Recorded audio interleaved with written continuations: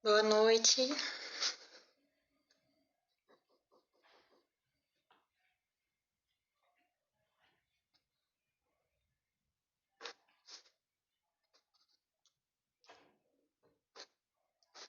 Tudo bom? Boa noite. Eu vou começar aqui daqui a pouco uma live, estou esperando as pessoas entrarem.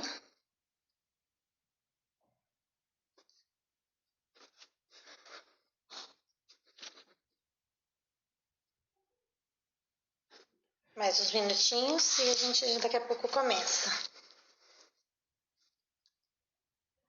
Meus queridos, que delícia!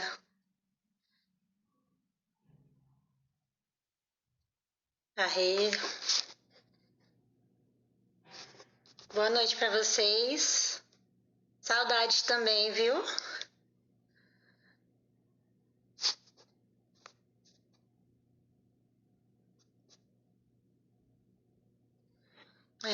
Tô esperando aqui.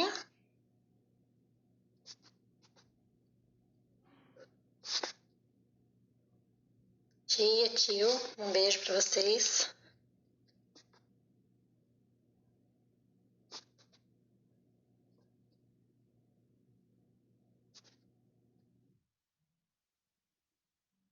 Aguardando.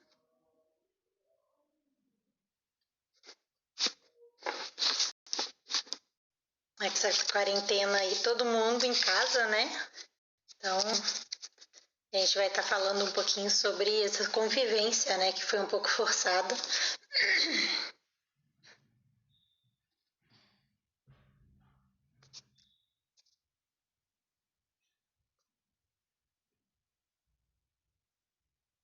Tô só aguardando a Andréia entrar. Olá, Mari, tudo bem? Boa noite, tudo bom? Tudo bem. Tá conseguindo me ouvir bem? Sim, tá tudo bem. Ah, que bom, que beleza. Vamos só esperar vocês entrarem aqui? Claro, sim. Enquanto isso, a gente pode ir já conversando um pouquinho. E a turminha já dormindo? Alguns já estão, né? Os pequenos, os maiores ainda estão aqui acordados, lá embaixo no computador, fazendo lição na escola. Que beleza, olha, foi uma alegria estar fazendo essa live aqui com você, a gente poder trocar essa experiência, né? Eu conheço a Andréia, já faz logo, foi uma das primeiras famílias que eu conheci quando cheguei em São Paulo, né? Nós estávamos envolvidos com o Instituto Brasileiro da Família, então ela lá em São Paulo, mas a gente está aí, né? Que bom. Vamos falar, a gente está aqui continuando nosso trabalho com as famílias, né? Ainda mais nesse momento, né, Andréia, que todo mundo foi chamado a conviver mais, né? E foi do dia para a noite, né? Não teve preparo para nada, né? Eu brinco com as crianças, a gente foi do dia para a noite, então a gente vai ter que se adaptar, né? Exatamente. Então, assim, acaba que... Deixa eu só ver aqui o horário que a gente está vendo. Bom, gente, para quem está chegando aí, boa noite, né? O pessoal ainda está entrando. A gente vai começar aqui então, né? Eu sou Mariana, para quem não me conhece, né? Eu tenho 6 filhos, então sou casada há quase 15 anos e trabalhei bastante, venho trabalhando com família, né? Com essa parte de orientação familiar, né? Tenho trabalhando também com essa parte de conselho, né, familiar. E estou aqui com uma querida, né, que é a Andréia. A Andréia vai falar um pouquinho dela também, tem muita bagagem. A Andréia é mãe de 11 filhos, tem 2 netinhos aí, então 2 netinhas, né, meninas. A Andréia vai falar um pouquinho de si também. Então, estou casada com o Fábio, um pouquinho mais tempo que a Mariana, já são 28 anos, né? Temos 11 filhos, a mais velha tem 27 e o mais novo acabou de fazer 3. Então a gente tem uma escadinha boa aqui em casa, então a gente tem desde adulto casado até o quase saindo das fraldas, né? A gente tem adolescente, pré-adolescente, que a gente está, assim, trabalhando na orientação familiar. O Fábio é moderador dos cursos de orientação familiar, a gente ajuda bastante, porque a gente quer mesmo trabalhar com as famílias e ajudar com essa experiência, que a gente adquiriu um pouquinho de experiência. Por que guardar só para nós, né? Vamos passar um pouquinho da sua experiência. E, obviamente, que a gente aprende muito nessas lives, tem muita gente nova e com ideias muito boas, que também a gente aprende muito, né, Mari? Com certeza. E você, além dos filhos, tem 2 netinhos, né? Que estão nos últimos, né, Andréia? Sim, é da idade dos últimos. Então, quando aparece aqui em casa, é tudo junto, né? É tudo junto e misturado. Aí, a pequenininha, vó, eu nem me toco que sou eu. Aí a Carol, mãe, ela tá te chamando. Ai, sou eu. Então, peraí, deixa eu ver o que ela quer. Porque a gente tá muito acostumado, né? Mãe, o tempo todo. E quando ouve uma coisa diferente, não liga muito. Mas vamos lá, né? Então, a gente está aqui com as nossas famílias, tentando ajudar outras famílias. E vamos nessa live gostosa que a gente vai conversar um pouquinho, né, Mari? A gente vai estar falando exatamente sobre a convivência familiar, né? Como melhorar, como facilitar essa convivência, né? Uma vez que a gente está nesse período que fomos pegos de surpresa, chamados a uma quarentena e chamados todos a conviver com mais afinco, né? Muito tempo dentro de casa. Hoje mesmo eu falava pro meu marido dele, onde você vai? Ele olhou pra mim e falou assim, vou na sala, onde que eu vou? Mãe, não vou em lugar nenhum. Porque a gente estava acostumado, um entra e sai, né? Um entra, outro sai, e agora tá todo mundo junto aqui.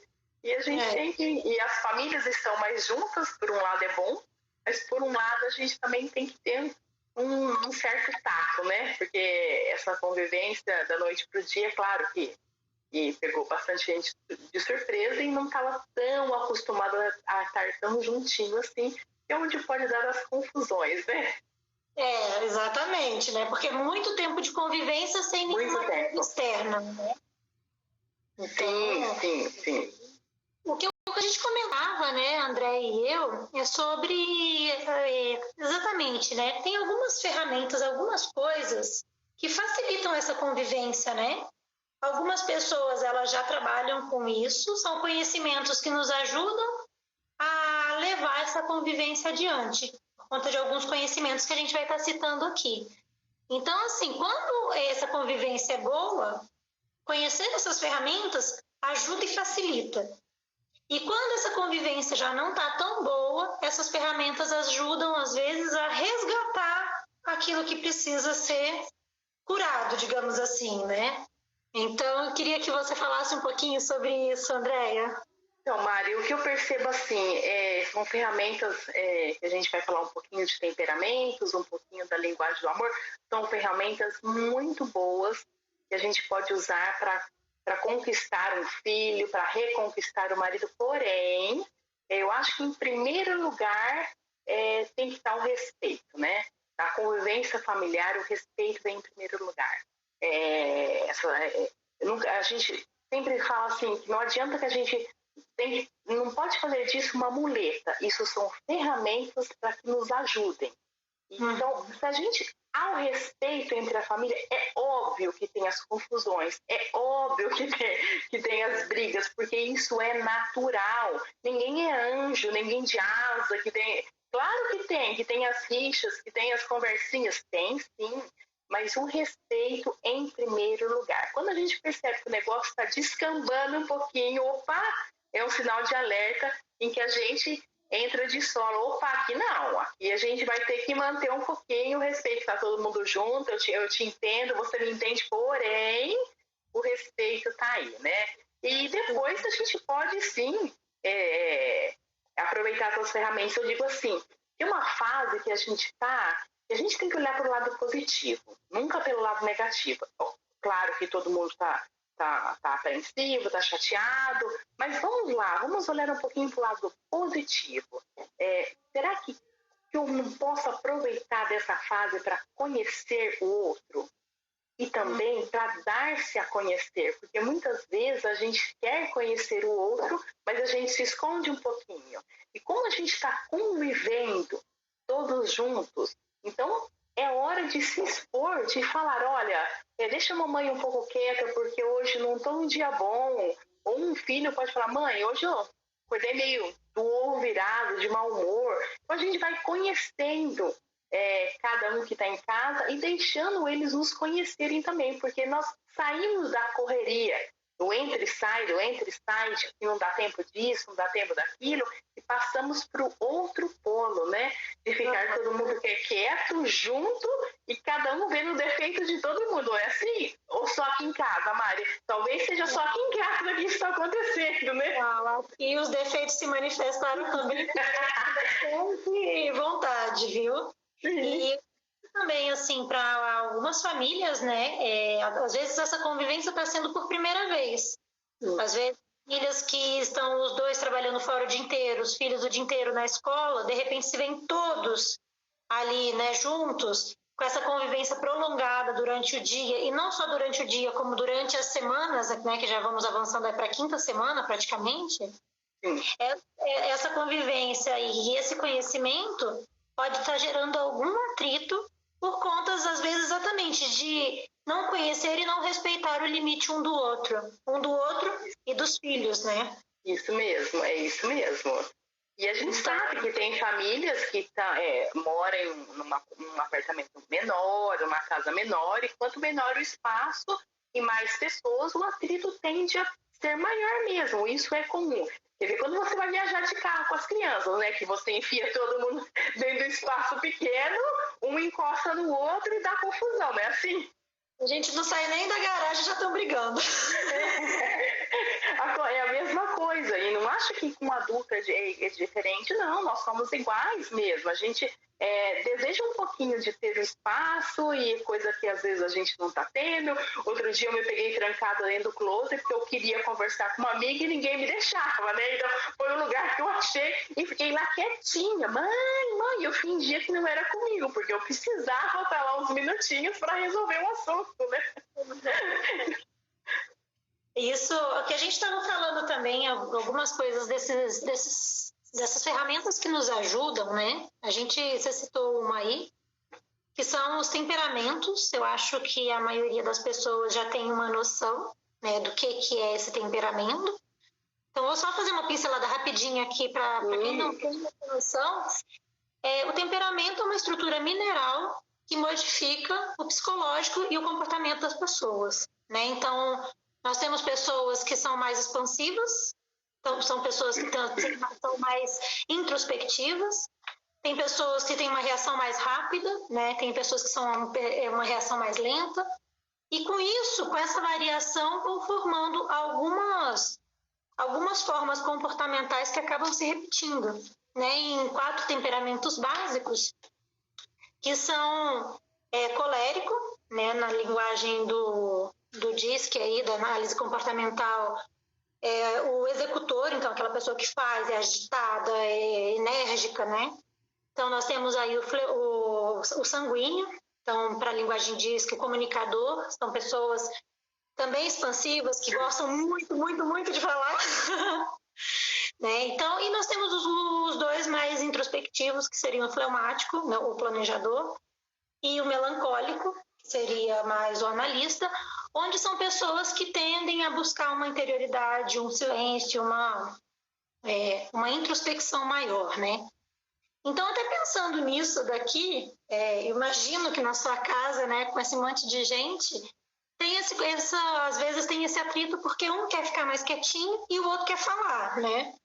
Um quer ficar uma coisa mais passiva e o outro vem arrebentando, né? E o outro já vem provocando.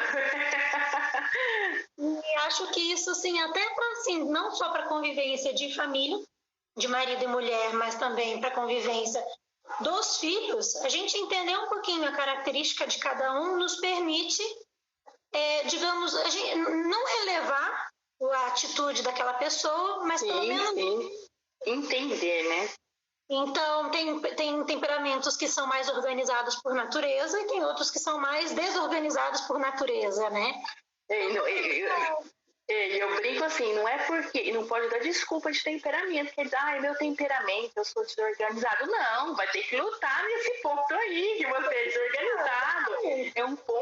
São pontos que a gente percebe e a própria pessoa, quando sabe o temperamento dela, são pontos de luta, né?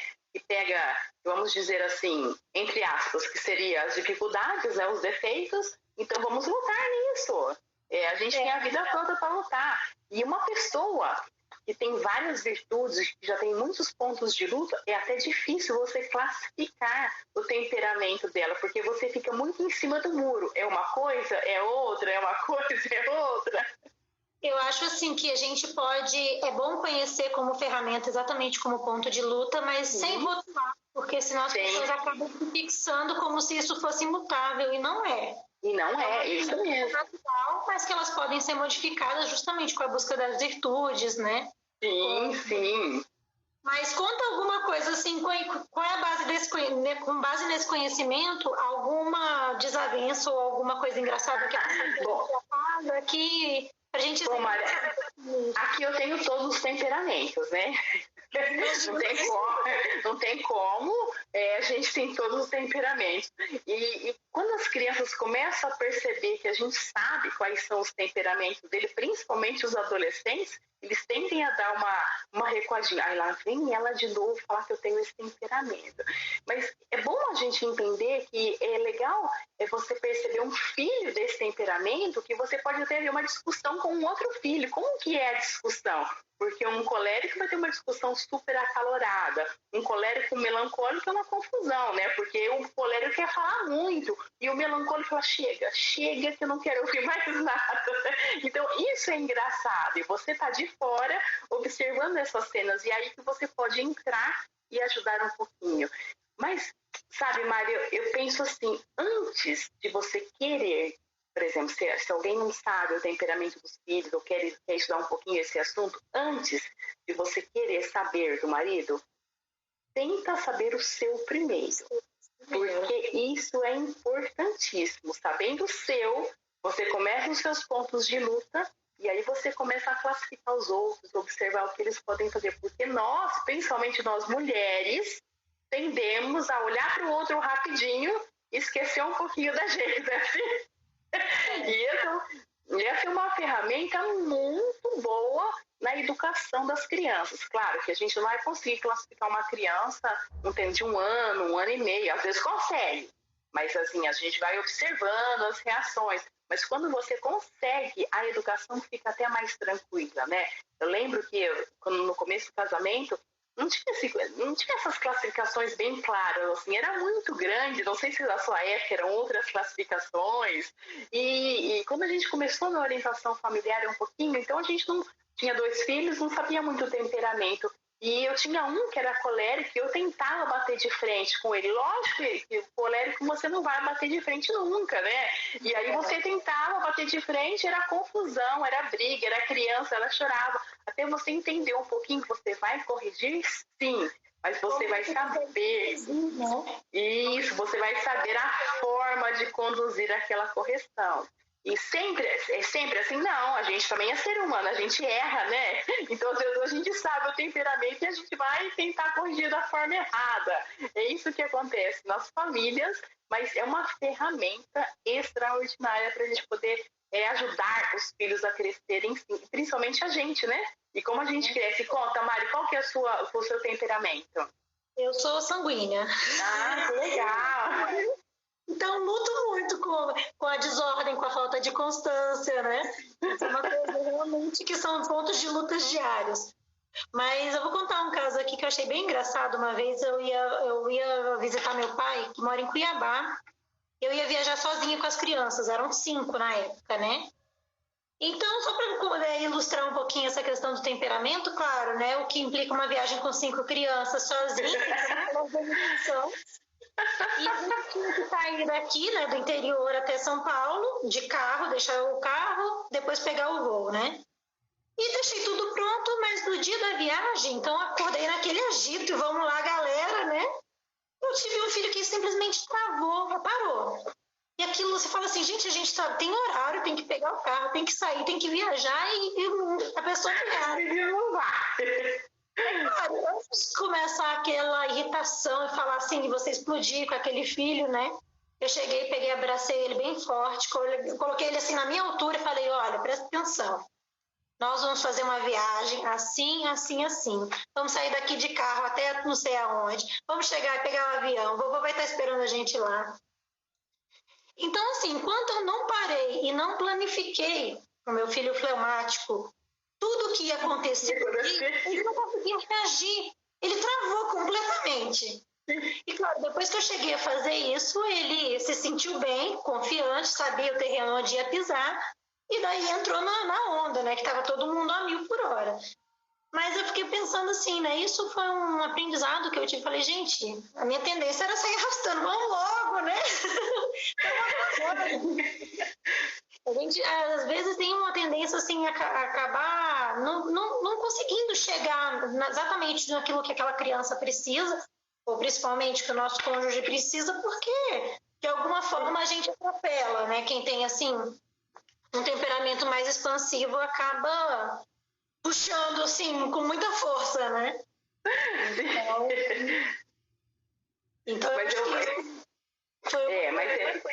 eu acho que vale a pena, assim, os pais se empenharem em aprender, classificar os filhos. Não que isso seja um rótulo igual você disse, mas é uma ajuda, assim, muito grande mesmo.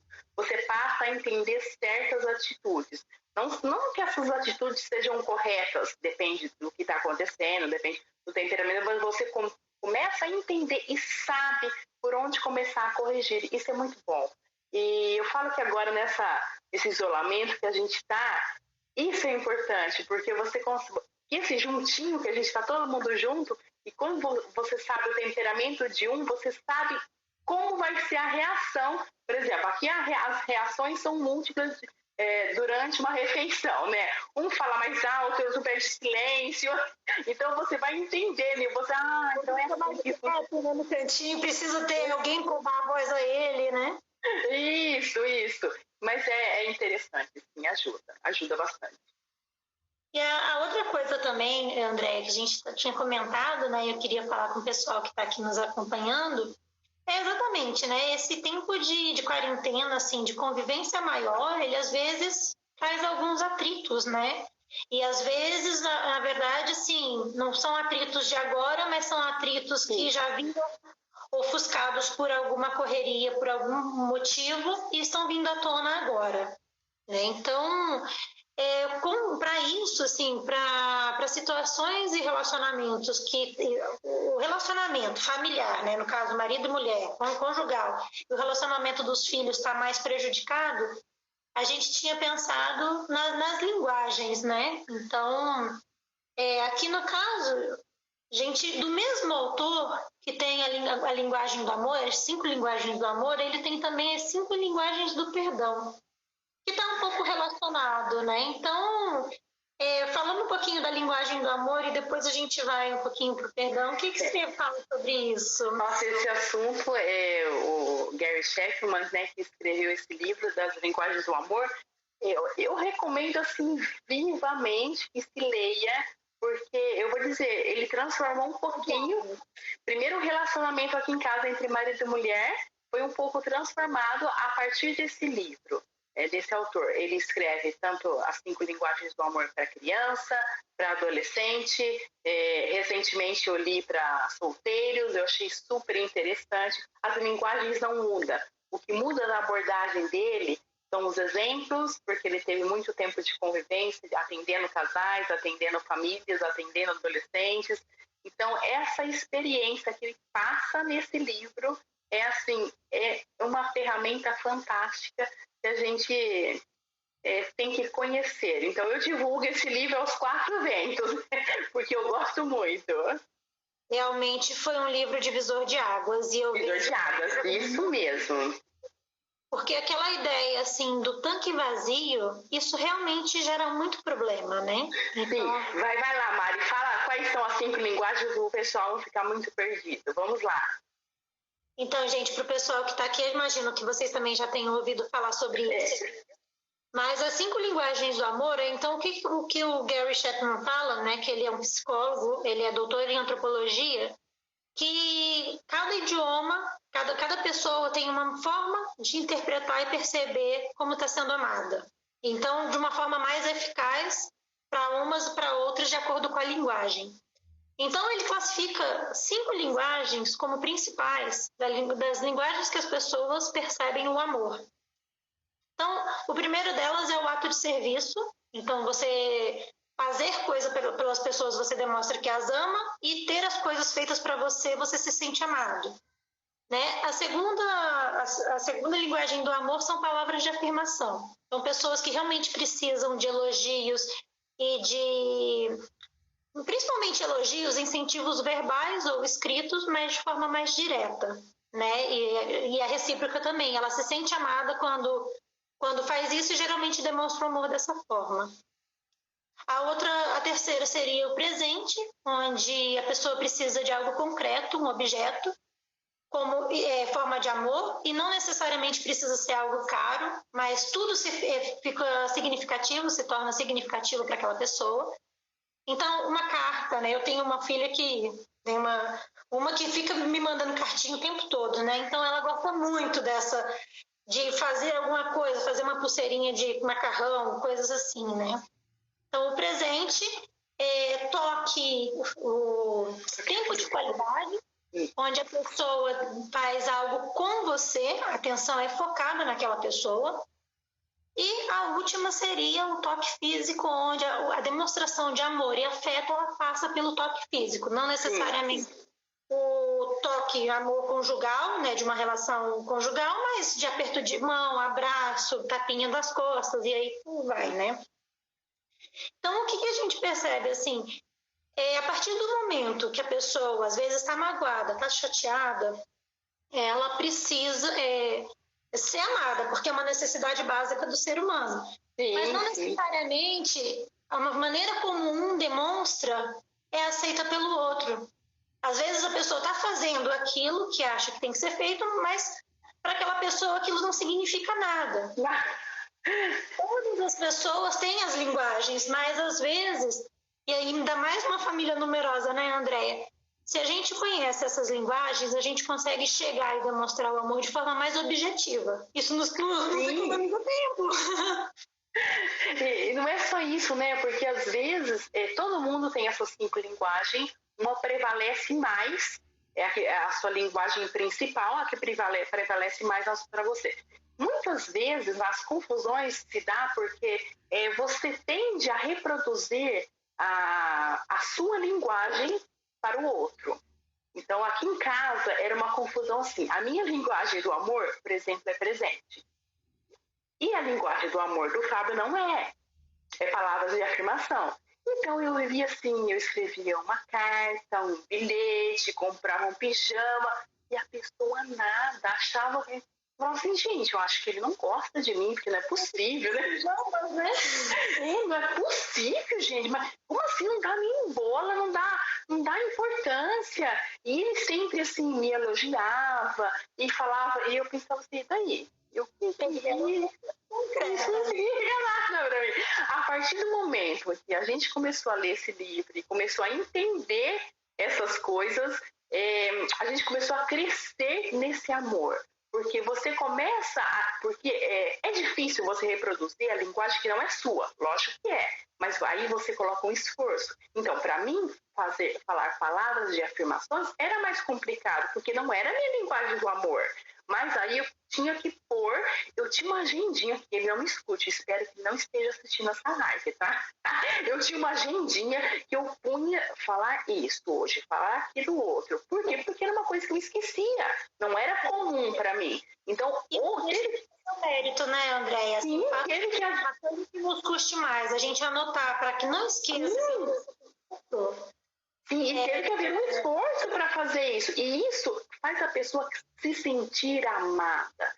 E a mesma coisa ele. Então, hoje eu percebo que às vezes ele tem muita dificuldade, mas às vezes traz uma rosa, que apanhou no jardim, me entrega alguma coisa. Eu vejo que é com dificuldade, mas com isso nos enche esse tanque que o Gary Chapman fala, né, esse tanque do amor cheio, ele vai enchendo aos poucos, e aí quando ele está muito cheio é muito fácil a convivência, e isso com os filhos é a mesma coisa, quando você percebe. Quando ele está muito vazio, a convivência fica cada vez mais atritiva, né? Fica atritiva, porque a pessoa não se sente amada por nenhum gesto que você faz, e às vezes eu abri outro dia uma caixinha de pergunta e mamãe me perguntou, mas eu faço tudo por ela, eu faço isso, a menina estava dando um problema, então eu faço isso, ela faz aquilo, eu sei o temperamento dela. Aí eu falei assim, e a linguagem do amor, qual que é? Ela falou assim, não sei do que você está falando. Então, é uma coisa muito simples que pode ajudar, porque de repente você está fazendo uma coisa que a pessoa não está se sentindo amada, não é aquilo, não é que você não ama, não é isso. Não é que você. Não, amor a gente tem, mas a gente pode estar demonstrando de uma forma errada. E ele vem com essa simples linguagem para facilitar isso. Como facilita? Eu estava lendo sobre. Sim, eu estava lendo. Sim. Desculpa. Não, é que eu estava lendo sobre os solteiros, né? Então ele comentava muito de casal de namorado, e era realmente porque o rapaz ou a moça fazia aquilo que apetecia a ele, não ao outro. Então você vai, era muito legal os exemplos que ele traz, porque você consegue vivenciar ali e enxergar qual é a sua linguagem com a linguagem do outro. E no livro dele traz um teste muito legal de se fazer para você ter certeza qual que é a sua linguagem, né? Geralmente, assim, para você saber, para a gente saber e descobrir ele, o teste facilita e te dá com mais clareza, mas geralmente aquilo que a gente gosta de fazer pelas pessoas. Sim. Aquilo que a gente gosta de fazer, geralmente é a nossa linguagem do amor, não necessariamente é a da pessoa. Então, assim, uma pessoa se elogia muito, geralmente gosta de ser elogiada. Uma pessoa que presenteia, né? Então, geralmente há uma recíproca nisso, né? E daí uma coisa também, Andréia, que assim, realmente isso modifica muito os relacionamentos e a convivência familiar, porque se é certo que o tanque cheio facilita muito a convivência, quando esse tanque está vazio, é onde a gente tem o maior número de brigas e incidências de atrito familiar, né?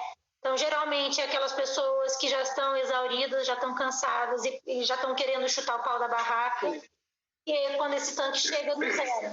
O carro como simplesmente não anda. Não. Pensando também, uma das coisas que é também do mesmo autor, eu acho interessantíssimo, até comentei com você, que se de fato a gente tem umas linguagens de amor que nos facilita entender quem é aquela, como pronunciar e demonstrar esse amor, eu descobri recentemente, mas também me foi assim, um divisor de águas, que da mesma forma que a gente tem a linguagem do amor, a gente tem a linguagem do perdão. Sim, então, Mari, eu fiquei até surpresa quando você me contou e eu fui pesquisar um pouquinho, eu fiquei assim, encantada, não conhecia essas linguagens desse mesmo autor, mas fiquei encantada de ver esse conhecimento dele, passar esse conhecimento, gostei muito, prometo que eu vou estudar esse assunto e a gente vai voltar aqui para falar. Eu só queria comentar um pouquinho que eu achei bem interessante, mas assim, o que acontece, né? Quando há uma mágoa entre pessoas que se gostam, né? Então, pensando aí na família, você tem duas sensações, né? Uma é aquele senso de justiça, você se sente ofendido e você tem um reparo. E a outra é aquele desejo de reparação mesmo, de que você deseja perdoar, porque você ama aquela pessoa. Sim. Só que daí entra aí numa balança que não se equilibra. Porque se a pessoa não fala a linguagem que você entende para ser perdoada, você vai buscar mais a justiça. E é onde começa todas as desavenças de vingança, de querer dar o troco, de olha, eu falei isso, você falou aquilo, e aí entra numa bola de neve, né? Então, eu achei bem interessante isso, acho que a gente pode só comentar aqui também, né? Essa linguagem do perdão parece também uma coisa bem simples, mas é realmente como a pessoa precisa, assim, como um precisa manifestar para o outro que está arrependido e, portanto, quer pedir perdão. Então, desse mesmo autor, né, do Gary Chapman, deixa eu só lembrar. Então, são as 5 linguagens, né, onde a primeira é manifestação do arrependimento. Então, é aquela pessoa que tem que chegar e falar assim, olha, eu sinto muito porque eu fiz, né, você tem que, simplesmente, não adianta pedir um desculpa, você tem que falar que sente, porque você entende o dano que você fez àquela pessoa. Então, eu sinto muito, ele vem com uma explicação. Olha, eu sei que eu fiz isso, eu peço desculpas, tá? Porque só o desculpa é muito vago, fica assim, simplesmente no ar, né? Então, seria manifestar o arrependimento. Eu sinto muito, porque eu sei do dano que eu te fiz. Né? A segunda linguagem do perdão seria a aceitação da responsabilidade. A culpa foi minha. Então, o que o outro espera ouvir? Olha, você está errado e eu reconheço que a culpa é minha, então eu te peço perdão por isso, porque a culpa é minha. Então, a pessoa ela espera esse reconhecimento, né? Ela quer ouvir que o outro admitindo que está errado. Parece assim, quando a gente fala, nossa, mas que cruel, né? Mas para algumas pessoas isso é essencial, não é? Sim. Então, a terceira linguagem é a compensação do prejuízo. Então, você tem que fazer algo para reparar aquilo. Então, você precisa que algo seja feito, né? Então, olha, eu esqueci do nosso aniversário de casamento, mas eu vou te levar para jantar num lugar legal. Você precisa dessa compensação, é como um acerto de contas, né? Vamos colocar aqui, fechar a conta e ficar no 0 a 0. Gente, só vou abrir porque quando a gente tem filho, a gente tem que fechar a porta e aí acontecem esses probleminhas. Outro dia eu tava aqui fechadinha e um batinho, abre essa porta, mamãe, abre essa porta. Isso acontece nas melhores famílias. Então, a Mari tá perdoada, lá vem com o bebê no colo, não tem jeito, né? Ele tá aqui. Então, essa do terceiro seria essa compensação do prejuízo, uma coisa tem que ser feita pela falta que foi cometida, né? Uma quarta linguagem é o arrependimento genuíno. Então, quando do arrependimento genuíno, a pessoa ofendida, ela espera que a pessoa que ofendeu faça um plano de ação de mudança. Ela espera essa mudança, não simplesmente um desculpa, tá, tudo bem, você pisou na bola, mas o que você vai fazer? Né? E aí, né? O que você vai fazer para mudar, né? Então, eu vou tentar não fazer isso de novo, eu vou fazer... Então, implica esse pedido de desculpas com um plano de ação para mudar aquela atitude. Então, ou perdeu a paciência, gritou com o filho, com alguém, entendeu? Então, o que você vai fazer após isso, né? Para mudar, né? E a última seria o pedido de perdão, de fato, né? Onde você espera que a pessoa... Ela pergunta se ele quer ser perdoado, né? Que ele expressa que ele quer ser perdoado. Então, você precisa ouvir que aquela pessoa quer ser perdoada e, portanto, você perdoa. Então, assim, isso ainda também é um conhecimento pouco, né? Eu não tenho, com a linguagem do amor, eu já tenho muito mais prática em termos de analisar em casa, né? A linguagem do perdão, não, mas eu vi que fazia todo sentido, né? Porque as duas coisas estão ligadas. Você pode mostrar que ama, mas se o ressentimento está lá, se a mágoa está lá, isso vai criar... Não vai ter perdoar isso. E cria um muro entre as pessoas. Sim, aí começa... são coisas muito pequenas. Então, a gente tem ferramentas para levar a família, assim, de uma forma mais tranquila, mais leve. Agora, o que a gente tem que fazer é se enfiar nesses conhecimentos, sim. A gente tem agora uma abertura muito grande com a internet, que a gente consegue um livro, um PDF, consegue baixar para a gente ler.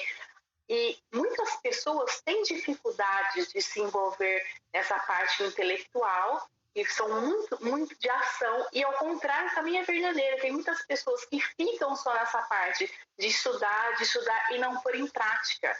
Então, a gente tem que achar um meio termo dessas duas coisas, e são 3 ferramentas fantásticas que a gente tem para conviver melhor em família. Então, que a gente entre de cabeça nisso e que ajuda muito. Olha, a experiência própria, como mudou aqui em casa, conhecendo 2 ferramentas. A terceira eu não conheci e vou estudar, viu? Eu gostei muito de aprender com você isso.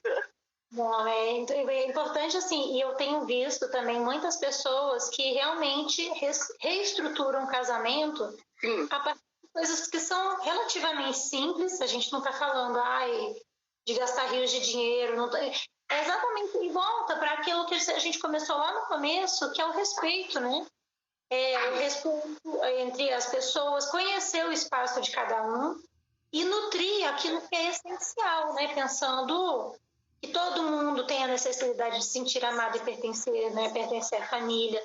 Então, quando isso quebra, quando isso não acontece dentro de casa, geralmente é quando se busca fora, no trabalho, às vezes em outros relacionamentos, buscam fugas. E eu acho que nessa fase de coronavírus, às vezes as pessoas se depararam com fugas. Agora, eu não tenho para onde ir agora, o que eu faço? Então, eu penso que mesmo famílias que estão se dando bem, entre aspas, nesse sentido, dá para melhorar, como famílias que já estão com um atrito muito grande, também dá para melhorar com esses conhecimentos básicos dessas 3 coisas. Dá para ajudar muito. E eu corri lá e já baixei o livro dele no Kindle para começar a ler das 5 linguagens do perdão, né? Eu falei, opa, essa eu não vou perder não, essa eu quero saber também. Não, isso realmente facilitou. Eu queria saber, assim, também mais alguma coisa da família, assim, algum caso que você viu que realmente fez diferença, alguma brincadeira que os meninos fizeram, ou alguma desavença que você teve em casa, pensando aí nessas ferramentas, dá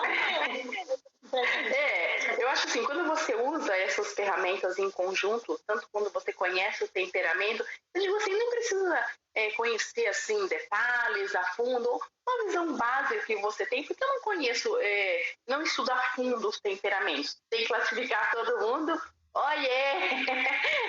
tem que classificar todos aqui em casa, porém, então não precisa ficar em detalhes muito grandes. Mas é engraçado você conseguir perceber. Eu tenho o meu pequeno de 3 anos é colérico assim, puro.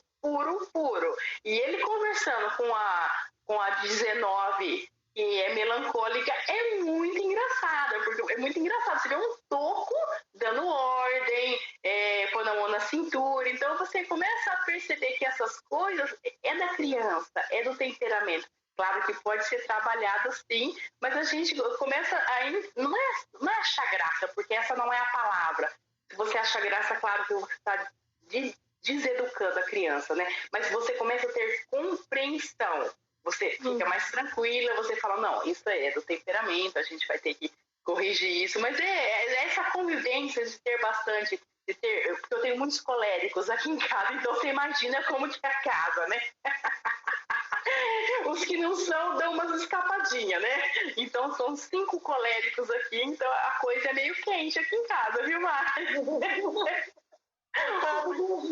Os melancólicos, os fleumáticos devem realmente entrar no closet, igual você, né? Mas eu tenho um fleumático só, né? Mas então, assim, os coléricos, eles querem falar, um querem falar mais alto que o outro, um quer mandar mais que o outro, aí começam as confusões, né? E eu tenho uma pequena que ela acha que ela ganha tudo no grito, porque ela é colérica, então se ela falar mais alto que o irmão, ela já ganhou a discussão.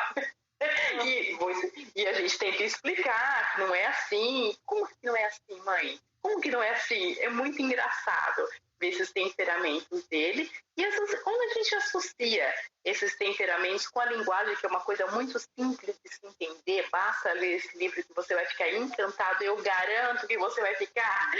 Você começa a perceber, você começa a melhorar, igual eu digo, né? Melhore você primeiro. Tem aquele livro que você postou que eu gosto muito, Mulheres em Primeiro Lugar, né? Nossa, esse livro para mim é fantástico, porque a gente pensa que não cuida, e quando a gente está cuidando de nós estamos sendo egoístas. E não é bem assim. É porque se a gente não está bem, se a gente não está cuidada, nós não temos nada a oferecer a ninguém, nós não podemos cuidar do outro. Então eu sempre faço uma analogia com a máscara de oxigênio do avião. Então quando ela cai, primeiro você tem que pôr em você. Depois você vai ajudar o seu filho, você vai ajudar o outro que está do seu lado. E a mesma coisa esse livro. Ele é um livro gostoso de ler e que você aprende a primeiro a ver você nessa situação. Como que eu vou reagir? E depois ver o outro. Então isso é legal, é muito divertido. É conseguir aplicar essas coisas, conseguir ver na família o crescimento. Eu acho que a própria mãe, Mari, quando ela começa a entender que existe, ela fica mais tranquila. Ela fica assim, puxa vida, porque quantas vezes eu falava assim, nossa, os filhos de fulano são quietinhos, agora os meus aprontam todos. Então, os filhos de fulano não fazem isso, mas os meus fazem. Então, quando você começa a ver que estão temperamentos, que estão linguagem de amor, que você pode trabalhar, eu acho que a mãe e o pai acabam ficando mais tranquilos em relação à educação dos filhos, à convivência, eu acho que melhora muito. Não sei se você percebe isso aí. Né? Você saber realmente como cada um funciona, os temperamentos, saber como demonstrar o amor e saber, de repente, como aquela pessoa precisa, como precisa pedir perdão àquela pessoa. Sim. Completo, né? Porque geralmente o que causa confusão é mágoas que não foram sanadas e elas vão virando uma escara, né? Elas vão virando essas mágoas de não se sentir amado, que a gente ouve muito, não, ele não me ama, a minha mãe não me ama, ela não me entende, né? Então você pode conseguir com essas ferramentas entender e ser entendido também, e se dar a conhecer um pouquinho, olha, o meu temperamento é esse, a minha linguagem do amor é essa, e porque a mãe não está em segundo plano, né? Está ali na linha de batalha, na linha de frente, então ela tem que se dar a conhecer também. Nada de se recuar. Sabe o que eu acho legal também, se parar para pensar? Que, bem ou mal, assim, pensando numa coisa mais objetiva, a gente otimiza muito tempo quando a gente fala as coisas na linguagem correta, né? Sim, porque... Então, geralmente, quando a gente fala errado, a gente tem que falar, repetir, e às vezes não é eficaz. Não, cara, aí você pensa, nossa, mas ninguém entende, eu tô falando grego, não é possível, já é a quinta vez que eu tô falando. E eu acho que quando a gente pensa assim numa convivência familiar, a gente saber esses diálogos, né, saber falar essas linguagens, isso otimiza o tempo, nós somos mais objetivos, mais eficazes e com isso temos mais tempo ainda. Mais tempo, com certeza, são ferramentas que estão aí para ajudar mesmo nessa convivência e que a gente faça o nosso tempo dobrar, né? Assim. O nosso tempo dobrar. Então, toda essa questão do cuidado que você falou, né? Do cuidado próprio para poder cuidar, ela parte também da gente estar com esses tantos cheios. Então, sim. Você fala assim, gente, eu preciso que vocês façam isso. Sim. Isso, claro, né? Geralmente a gente quer agradar as pessoas que estão à nossa volta. Então, quando você se manifesta de forma explícita, a chance de ser atendida é muito maior. Com isso, aí enche o tanque, a convivência facilita, todo mundo fica mais feliz. Claro que as desavenças vão haver, as brigas vão acontecer, mas você começa a enxergar com outros olhos, né? E não aqueles olhos de culpa, o que eu fiz de errado, onde eu errei, porque os da fulana são melhores que o meu, é sempre a grama do vizinho tá melhor que a minha, né? E esse peso você tira um pouquinho e começa a ser uma mãe mais leve, um pai mais leve. E isso a família agradece, né? Nossa, isso é verdade, né? Realmente. Daí quando chega assim, né, alguém que vê de fora e fala: Meu Deus do céu, vocês são o quê? 12, 13 pessoas numa casa, né? 8 na casa aqui, né? Como que dá conta, né? Eu acho que passa um pouco por assim, por tornar as coisas mais suaves, né? Mais agradáveis, né? Mais tranquila de se pisar, né? E tranquila de administrar também. Com certeza. Com certeza, a gente tem que entender que a vida familiar, essa convivência familiar, esse educar os filhos, conviver com o marido, esse relacionamento, a gente tem que ser profissional. E o profissional tem que estudar. Então, que a gente leia livros, que a gente estude ferramentas, que nos auxilie, que nos ajude. Não é assim numa profissão, que a gente fala de uma profissão médico, de uma profissão dentista, de uma profissão advogado. Então, vamos fazer a mesma coisa com as nossas famílias, com os nossos filhos, com os nossos maridos, nós mesmos. Vamos se tornar profissional agora e bola para frente, né? E aí a gente ganha tempo, né? Assim, vamos se profissionalizar no negócio, né? E a educação é isso, né? A convivência. E a família, hoje em dia, esses tempos mais modernos, é isso mesmo, não é assim, o vizinho me ajuda a criar, a família me ajuda a criar, isso era muito antigamente. Agora a gente tem que ter esse ar profissional mesmo com a nossa família. Nossa, isso é um conselho de ouro, hein, André? Né? Eu brinco, aqui em casa a gente tem uma mini empresa, né? Então a gente tem que fazer os setores funcionarem, isso vem ajudar e muito, ajuda muito isso. Olha, mini empresa, dependendo da empresa, tem mais funcionário do que muita microempresa, né? A considerar a quantidade de refeições que saem de uma casa numerosa, não é mais. A gente tem que ser prática em tudo, na lista de compras, no cardápio, tem que ser tudo muito dinâmico. E a gente acaba desenvolvendo habilidades que até Deus duvida, né? Mas a gente acaba criando essas habilidades para facilitar um pouquinho. E eu acho que também toda essa questão das ferramentas para, assim, envolver os membros da família, né? Sim. Isso é fundamental numa família numerosa, mas também, quer dizer, numa família numerosa é essencial, porque senão a coisa degringola. Mas em toda família... Qualquer família. Onde todo mundo se ajuda, né? Muitos problemas de casais, às vezes, acontecem porque a esposa se sente sobrecarregada pela falta de ajuda do marido em casa, não só no aporte financeiro, mas às vezes ajudar num prato, às vezes recolher uma mesa. E são tempos agora, Mari, que também a gente tem que aprender a falar, né? Aprender a pedir, aprender a pedir ajuda, que nós não somos super mulheres, super pais. Então, olha, não vai dar para fazer isso, você tem que me ajudar nisso, me ajuda aqui, eu estou precisando.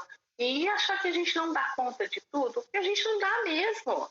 A gente vai fazendo aquilo que é importante e isso vem nos auxiliar com certeza, né? Nossa, isso realmente não damos conta e não precisamos dar conta de tudo, né? Cada coisa tem uma ordem de prioridade e a gente vai atacar. Com certeza. Sim, com certeza. Temos que ter uma... Eu estou vendo aqui mais ou menos, estou controlando o relógio só para a gente não ter aquele brum, né? Cair de uma vez.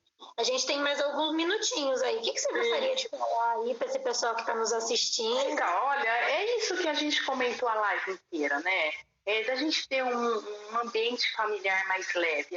É possível sair dessa sobrecarga que a gente está investindo em conhecer um pouco o próprio filho, investindo em conhecer a si mesmo, o cônjuge. Eu falo investir, não quer dizer um centavo, não é investimento em questão de dinheiro, investimento em questão de conhecer mesmo, uma leitura, em prestar atenção, você numa brincadeira, então você vê a reação de um filho, vê a reação de um outro, sei lá, aconteceu uma coisa ruim, você vê a reação, mas você sabe que ele vai ter que ficar quieto um pouquinho, porque a gente tem mania de ir lá tagarelar, né, na cabeça da pessoa.